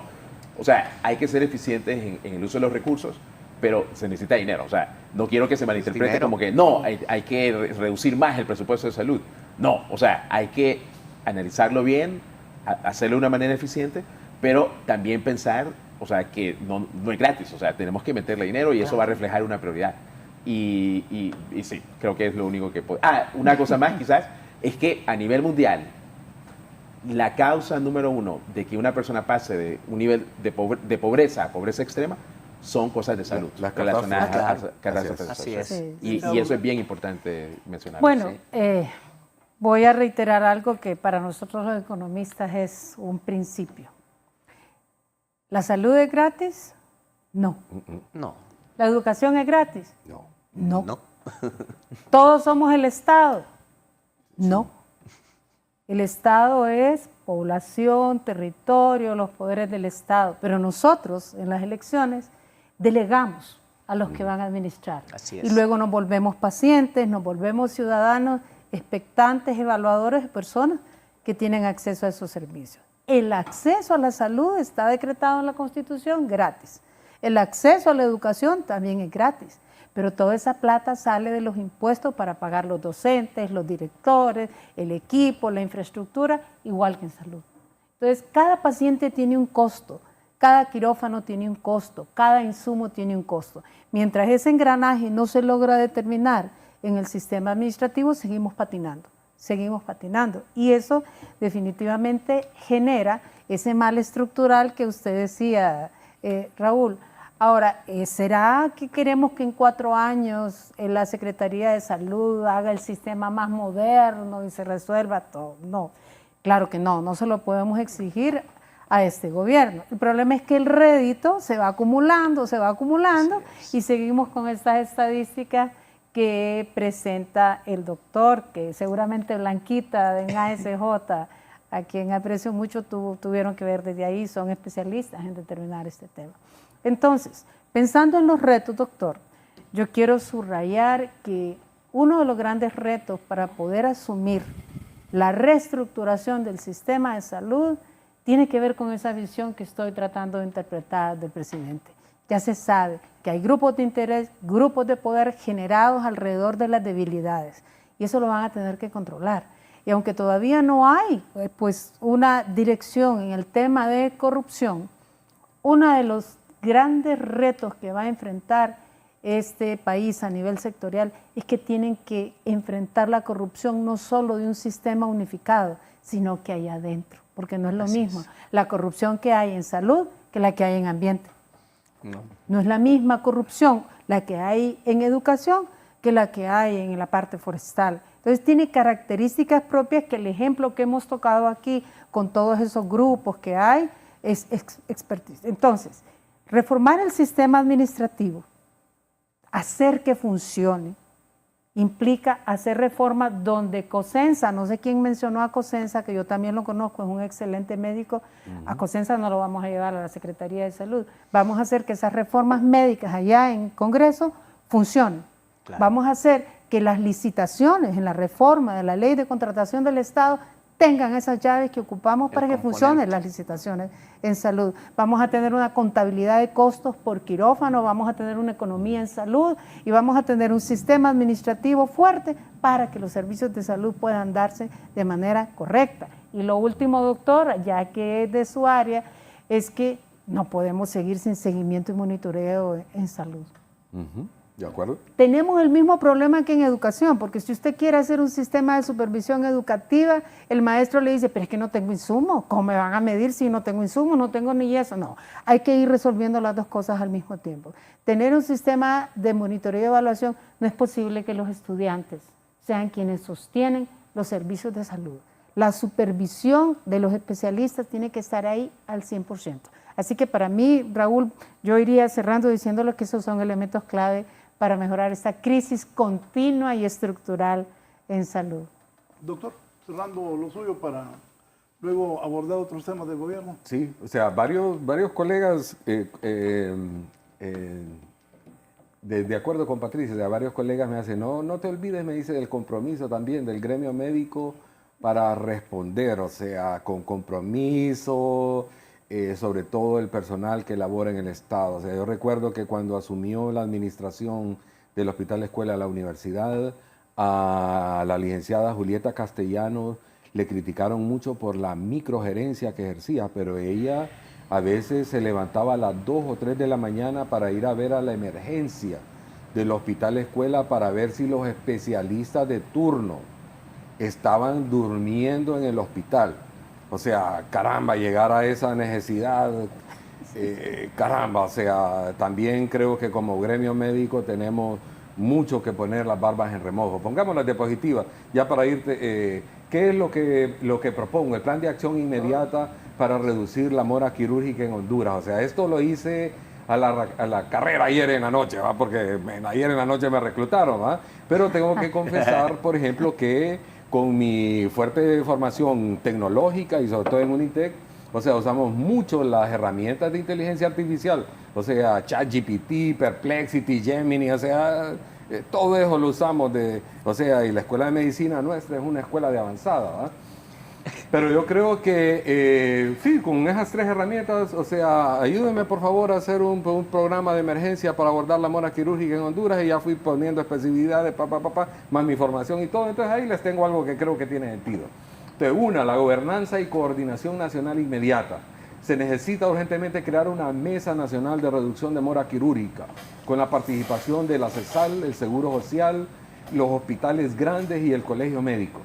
Un coordinador nacional de mora quirúrgica con autoridad operativa que toma decisiones.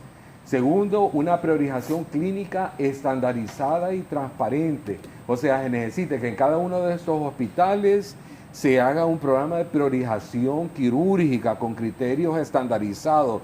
¿Quién, qué es lo que necesita? O sea, por prioridades, etcétera. Una auditoría rápida de esas listas quirúrgicas de cada hospital. Tercero, la extensión temporal de quirófanos. Sobre todo estoy hablando ahorita, ya vamos a hablar con la empresa privada, pero con los hospitales nacionales, las jornadas quirúrgicas extendidas. Si ustedes se van a dar cuenta, la mayoría de los hospitales se funcionan en una jornada diurna, de 7 a 1 de la tarde. Eso se necesita reformar urgentemente. O sea, queremos ampliar eso. Yo diría que en hospitales grandes incluso, ¿por qué no? Cirugía 24 horas. 24 horas, con equipos que estén funcionando los 4 turnos. O sea, entonces la reorganización de jornadas y turnos laborales. Siguiente, la cuarta, la optimización inmediata del recurso humano. Redistribuir los cirujanos, anestesiólogos, enfermeros, porque es todo un equipo alrededor de recursos humanos, alrededor de eso. Se pueden incorporar a través del Colegio Médico cirujanos muy buenos, con experiencia, jubilados, bajo contratos temporales. ¿Qué hizo Ecuador, por ejemplo, con los residentes, especialmente de las básicas, ortopedas, cirujanos, pediatras, ginecostetras, medicina interna, pero en este caso anestesiólogos? Prácticamente puso un 4.º año de servicio social para la residencia de cirugía, para la residencia de anestesiología, para que el Estado los distribuya en los sitios donde se necesitan. O sea, yo creo que eso es algo muy fácil de hacer en conjunto con las autoridades académicas. El abastecimiento quirúrgico de emergencias en base a ese inventario de qué es lo que necesita, cuál es el equipamiento que necesita, de insumos críticos, de compras rápidas centralizadas, la logística de distribución y el control de inventario, de que volvemos otra vez a lo mismo. Lo sexto, la referencia y la contrarreferencia, que es la derivación interhospitalaria y el uso racional de capacidad instalada. Obviamente hay cirugías más complejas que quizás el Hospital Nacional con mayor capacidad, Hospital Escuela, seguido del Hospital Mario Catarino Rivas, o sea, y derivar esos pacientes hacia los hospitales que pueden tener esa capacidad de respuesta, obviamente con un transporte sanitario programado. Siguiente. Ya con eso creo que termino. Las alianzas público-privadas de corto plazo, o sea, compra temporal de servicios quirúrgicos en la práctica privada, en el mismo hospital militar, el Seguro Social, ver cómo las 3 instituciones pueden dar una respuesta. Sobre todo, digamos, una de las preocupaciones principales como especialista en salud pública, epidemiólogo, pero también en enfermedades infecciosas, hay que tener mucho cuidado con el control de infecciones nosocomiales, las medidas de bioseguridad en los quirófanos, porque al final podemos hacer una tremenda catástrofe. O sea, empezamos a tener un montón de cirugías no controladas, o sea, se nos van a infectar los pacientes y se nos van a morir de otras cosas. O sea, luego, si vamos a las alianzas públicos-privadas, tenemos que de alguna manera establecer los costos, o sea, cuánto vamos a pagar por cada cirugía. O sea, por cada procedimiento, independientemente que sea la policlínica, que sea Viera, que sea Medical Center, etcétera, hay que fijar los precios. O sea, el fortalecimiento de la red de servicios de la GESAL y del Seguro Social, con recursos humanos, con materiales y equipos, y una gestión en base a resultados. O sea, y creo que Patricia anda muy certera. El seguimiento, la transparencia, la rendición de cuentas. O sea, un tablero nacional semanal que maneje cuál es la mora quirúrgica, cómo se va resolviendo, cuáles son las cirugías realizadas contra la meta que está, cuáles son las cancelaciones, cuáles son las causas, etcétera, y luego la transparencia frente a la población. Una publicación mensual de los resultados de esta intervención. Siguiente, creo que esa es la última. Ya. Y este plan Miren, no requiere reformas estructurales profundas ni grandes iniciativas.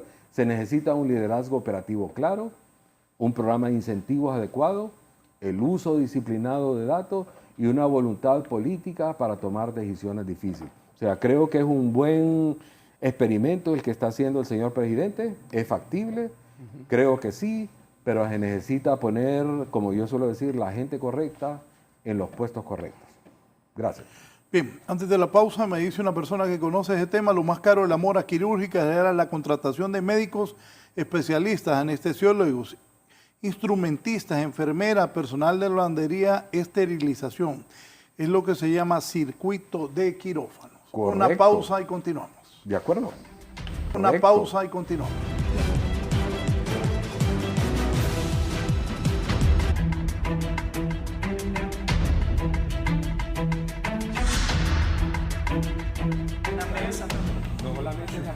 Bien, nos quedan 10 minutos. ¿Debe Honduras continuar en relación con China o volver con Taiwán? Hay compromisos que ya se tienen con China y yo diría cuál es el costo que tienen, el beneficio que tienen. Yo valoraría cumplir con los compromisos y quedarnos con aquellas cosas que nos beneficien como hondureños. Yo no diría que hay que romper relaciones con China y valorar también algunas puertas que dejó abiertas el embajador para una serie de asistencias técnicas y tecnológicas que creo que nos convienen, pero no valorar la relación con China con cuestiones de tipo ideológico y no privilegiarla sobre nuestro principal socio, que es Estados Unidos. Taiwán creo que esperará un poco para restablecer relaciones con ellos. Dani. De acuerdo, Patricia. Yo creo que es importante resaltar el momento geopolítico que estamos viviendo. Claro. Hemos regresado a lo que en relaciones internacionales se llama el realismo, es decir, donde las relaciones se basan en transacciones, en cuestiones pragmáticas y a veces no necesariamente con respeto a los organismos multilaterales, a las Naciones Unidas. En ese sentido, creo que, como dice bien Patricia, mantener por ahora la relación con China y analizar bien a profundidad cuáles podrían ser los costos y los beneficios. O sea, y creo que diversificar también nuestros socios en ciertos temas, por ejemplo en los temas tecnológicos, puede traer beneficios, pero no podemos obviar el momento geopolítico en el que estamos y eso es bien importante tenerlo en cuenta. Para ti, Germán. Sí, yo creo que eso es fundamental, hacer una lectura adecuada de lo que está pasando. Miren esa reunión que acaba de tener Trump, prácticamente acaba de nacer una paralela de las Naciones Unidas, ¿no? Mire lo que está pasando en Europa. Para unirse. Así es, mire lo que está pasando en Europa, que están volviendo a esquemas de militarización debido a todo lo que está ocurriendo. Entonces, se me preguntó en aquel momento cuando se abrieron las relaciones con China, es que no hay ningún problema, somos un país y tenemos derecho a relacionarnos con todos los países del mundo, solo que lo tenemos que hacer inteligentemente. Coincido plenamente con lo que dijo Patricia, no es un tema ideológico de que me voy con vos porque vos mi alero y tal. No se trata de eso, se trata de hacer un estudio geopolítico, ver lo que está pasando en el mundo y establecer las relaciones dentro de las necesidades que tenemos con un análisis para que haya beneficios para el país. Que ese es el problema. Mire que cierro con esto. El Salvador le sacó una biblioteca a China.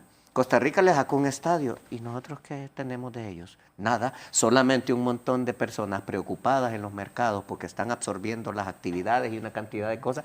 ¿Por qué? Porque no se hizo con prevención de los efectos que tenía una relación de ese tipo. Sí. Doctor, ¿por usted? Conozco desde hace como unos 25 o 30 años personalmente a Sir Salvador Moncada, uno de los investigadores más insignes que el país ha tenido. Lo conocí como invitador estrella en la Escuela de Medicina de Harvard, donde yo estudié. O sea, él era el invitado principal, ¿va? Y yo incluso en el correo le pregunté, pucha, doctor, ¿y esa decisión suya? O sea, porque es un investigador de alto peso, ¿va? Sí. En cardiovascular. ¿Qué anda haciendo en China? No, que aquí los compromisos, etcétera. Me mandó también hace poco el discurso que él pronunció al despedirse como embajador, o sea, que valdría la pena que todos los hondureños lo leyeran. Como siempre, un hombre de mucho profundo pensamiento, no solamente una autoridad profesional, pero una autoridad en su compromiso social, político, económico, histórico con el país. Entonces, yo creo que sí, hay que tomar ventaja de esas relaciones con China. ¿Es factible un equipamiento rápido de los hospitales con China? Claro que sí, si ellos se mueven en el campo tecnológico. ¿Ah? Pero creo que también se deberían de contemplar el restablecimiento de las relaciones con Taiwán, donde muchos hondureños en el campo de salud Creo que estaban no se puede estudiando. con los dos. No. Ese es el problema. Ese es el problema, Por pero eso dije mientras de tanto esperar. tomar ventaja de China y Ojo, hay eventualmente países que mantienen la los dos. relación, pero tienen una relación diplomática plena con uno y con el otro solo Claro. tienen una relación comercial. Comercial. La pregunta es, ¿podemos lograr eso nosotros? Bueno, muchos países europeos aprovechan la tecnología en el diseño de microchips con Taiwán y mantienen relaciones diplomáticas. Claro. Pero le Sí, compran sí. los chips, Exacto. microchips a Taiwán. Pero Exacto. venimos de un choque ideológico por la relación con China. Entonces Exactamente. habría que resolver eso Claro. definitivamente. De Hay que acuerdo. poner a consideración. Bien, para el cierre, poneme el Heraldo, saca hoy los funcionarios que ya nombró Nasrias Fura. Arandalo, todo lo que va a gobernar encabeza el licenciado Juan Carlos García, que es el ministro de la Presidencia. ¿Qué piensan del gabinete, licenciada? Bien, a mí me encantaría mencionar temas que son importantes en esta selección. Meritocracia y idoneidad. Por ejemplo, cuando yo miro a un Roberto Lagos, que es una persona que... Dejar el puesto y ponerla ahí al lado. que yo miro que es una persona que ha estado bastante en medios, analiza la crisis, a mí me encanta. Claro. La posibilidad de que Roberto Lagos haga un buen trabajo y que habla la gobernanza financiera, las mejores relaciones con la Secretaría de Finanzas y con las decisiones políticas y administrativas y todo el manejo con los organismos multilaterales. Me encanta esa posibilidad. Lo estoy diciendo que la meritocracia él la tiene en toda su formación y en la forma de análisis. La idoneidad no solo se le puede dejar al presidente del Banco Central. La idoneidad implica cómo saber manejar la crisis, cómo interpretar los despegues que hay que hacer y tener equipos y manejar la gobernanza también con la presidencia de la República. Podría comentar eso. Cuando uno ve, por ejemplo, a la señora Arely Argueta en educación, pues es doctora en educación, tiene 39 años de estar ahí. La expectativa de una Secretaría de Educación se parece un poco a lo de salud, doctor.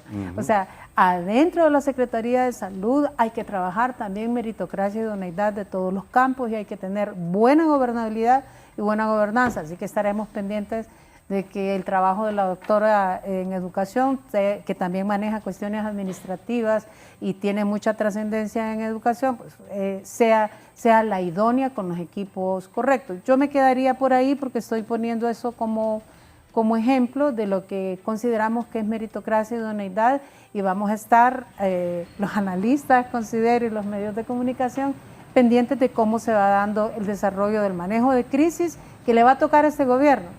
Dice que ahí quiero resaltar que el presidente de la República, el señor Asfura, no quiere estar manejando un lenguaje de confrontación, un lenguaje de lucha que desuna al pueblo y que dé un simbolismo de contrariedad.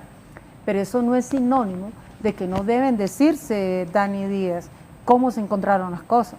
Porque como cuando usted dice que los médicos son evaluados por el servicio que dan y a veces dependen de toda esa estructura administrativa atrás. Entonces creo que es importante que los ministros del nuevo gabinete también digan cuál es el diagnóstico que mencionaba Germán.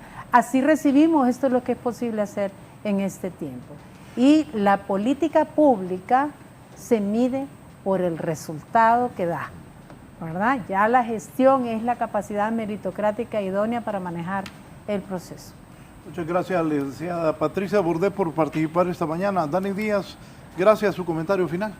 Mi comentario final es, bueno, quiero hacer eco de lo que dice la licenciada Patricia. Hay que jugar en base a los resultados, ver cómo son esos resultados, si están bien, cómo vamos avanzando. Y no hay que olvidarnos también del dolor que hay en este país, ¿no? Hay que pensar en el dolor en diferentes áreas de políticas públicas y orientarnos a no perder el lado humano, lo cual me ha gustado mucho de lo que ha mencionado el doctor, siempre con el lado humano, de que estos son problemas reales. Nosotros lo vemos en estadística, pero son problemas reales de gente real que sufre y no hay que perder eso de vista. Gracias, doctor Sierra. Estaba recordando una frase famosa de un filósofo americano, Ralph Emerson. Él decía, lo que tú haces resuena tanto a mis oídos que no me deja oír lo que tú dices. Entonces, cuando empiezo a ver ese discurso político plasmado en personas que tienen meritocracia, me da esperanza de que posiblemente se tomen decisiones correctas en beneficio del país. Un llamado a esta administración, que fue siempre mi crítica a la anterior, ábrase siempre a datos transparentes, a rendición de cuentas, a opiniones contrarias, porque de eso se trata la democracia, ¿verdad? Sobre todo desde el punto de vista, nosotros que nos movemos mucho en la academia, o sea, nuestra visión siempre es hacer un análisis crítico de lo que está ocurriendo, de lo que está presentando, y sobre todo en salud, la alta vulnerabilidad que tiene el país. O sea, el Honduras necesita urgentemente de un equipo de crisis interdisciplinario que maneje la salud del país. Gracias. Gracias, doctor. Cerramos contigo, Germán. Sí, bueno, pues sumarme a todas las cosas que han dicho los compañeros del panel el día de hoy, y yo creo que es una cosa muy importante. El tema legal que tocó Patricia es bien importante.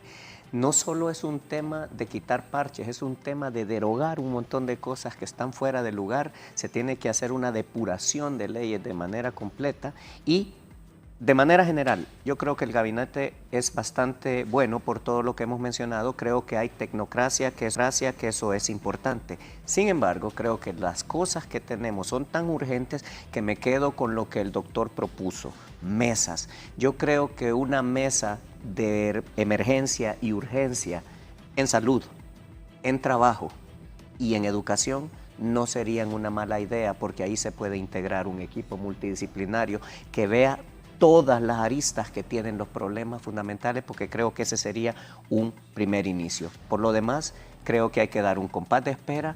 Tenemos muchas esperanzas y deseamos de todo corazón que el gobierno pueda salir adelante, y no nos olvidemos que los ciudadanos tenemos un papel muy importante que jugar. Tenemos que empoderarnos como ciudadanía y seguir adelante en los procesos, y no simplemente ir y depositar un voto y después desentendernos de las temáticas. Gracias. Así está el país visto por mis invitados de esta mañana. Que tengan buen día. Siga con Canal 11.